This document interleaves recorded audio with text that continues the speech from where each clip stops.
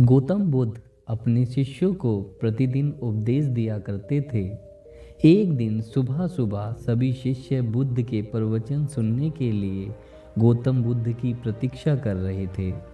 कुछ ही देर बाद बुद्ध अपने साथ एक रस्सी लेकर आए।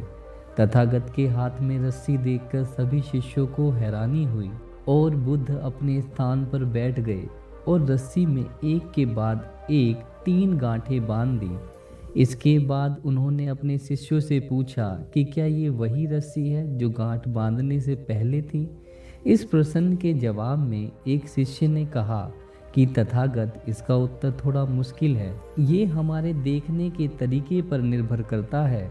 एक तरह से देखें तो ये रस्सी वही है, इसमें कोई बदलाव नहीं है।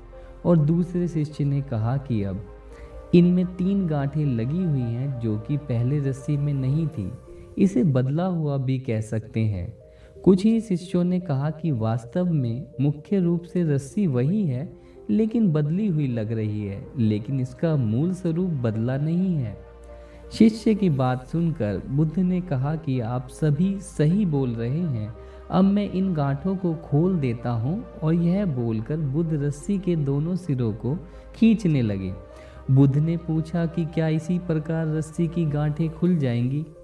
सभी शिष्यों ने कहा कि नहीं, ऐसा करने से तो गांठें और ज़्यादा कस जाएंगी, इन्हें खोलना और मुश्किल हो जाएगा। बुद्ध ने कहा कि ठीक है, अब एक आखिरी सवाल, इन गांठों को खोलने के लिए हमें क्या करना होगा। शिष्य ने कहा कि हमें इन गांठों को ध्यान से देखना होगा, जिससे हमें जान सकें कि इसे लगाया गया कैसे है। इसके बाद हम गांठें आसानी से खोल सकते हैं। बुद्ध इस जवाब से संतुष्ट हो गए और उन्होंने कहा कि ये सही बात है। हम परेशानियों में फंसे रहते हैं और बिना कारण जाने ही उनका हल खोजने लगते हैं, जबकि हमें पहले समस्याओं के मुख्य कारण को समझना चाहिए। जब समस्याओं की वजह समझ आ जाएगी तो उन्हें सुलझाना भी बहुत आसान हो सकता है।